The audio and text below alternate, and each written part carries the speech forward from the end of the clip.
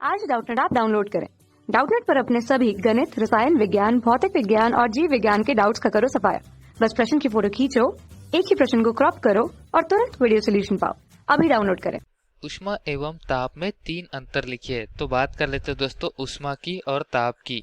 तो ऊष्मा क्या होती है, जिसको हम Q से या फिर H से प्रदर्शित करते हैं। ठीक है, किसी निकाय को ऊष्मा देते हैं, हम ताप नहीं दे सकते। ठीक है, पहली बात। और दूसरी बात, ताप जो है वो किसी निकाय में कितना ऊर्जा है उसको प्रदर्शित नहीं करता, ऊष्मा करता है। ठीक है, ताप उसके ऊष्मीय अवस्था को जरूर प्रदर्शित कर सकता है कि कितना वो गर्म है या ठंडा है, मतलब तापमान का दर्शाता है वो। ठीक है, और ऊष्मा जो है वो अधिक ताप से कम ताप की ओर प्रवाहित होता है, लेकिन ताप ऊष्मा की तरह प्रवाहित नहीं होता। ताप या तो कम होता है या फिर ज्यादा होता है किसी विशेष प्रक्रम में। ठीक है, तो दोस्तों हम अंतर लिख लेते हैं। अंतर लिखने के लिए 2 प्रकार के स्तंभ बनाएंगे यहाँ पर। एक स्तंभ में लिखेंगे ऊष्मा और एक में ताप। हमको 3 अंतर यहाँ पर बताने हैं। पहला क्या लिख देंगे दोस्तों कि ऊष्मा जो है वो ऊर्जा का एक रूप है। ठीक है, तो यहाँ लिख देते हैं ऊष्मा ऊर्जा का एक रूप है। ठीक है, और प्रवाह की दिशा अगर लिखे तो दोस्तों किस दिशा पर लिख सकते हैं, अधिक ताप से कम ताप की ओर। ठीक है, प्रवाह की दिशा ऊष्मा की कहाँ से कहाँ होती है, अधिक ताप से कम ताप की ओर होती है। और यहाँ पर अंतर लिख देते हैं हम ताप का।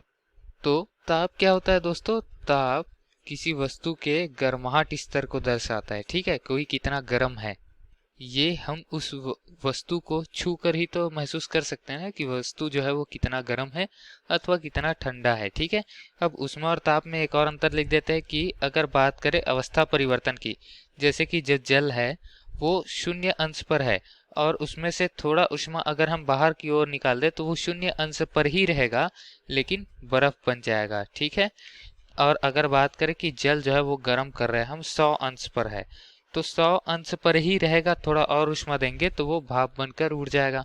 ठीक है, तो यहाँ पर ताप में परिवर्तन हुआ क्या, नहीं, लेकिन अवस्था में परिवर्तन हुआ, बिल्कुल। जो जल है वो या तो भाप बन गया या फिर बन गया बर्फ। ठीक है, तो इस तरीके से अवस्था परिवर्तन के लिए लिखते हैं। लिख दिए हम यहाँ पर अवस्था परिवर्तन में ऊष्मा लेनी अथवा देनी पड़ती है।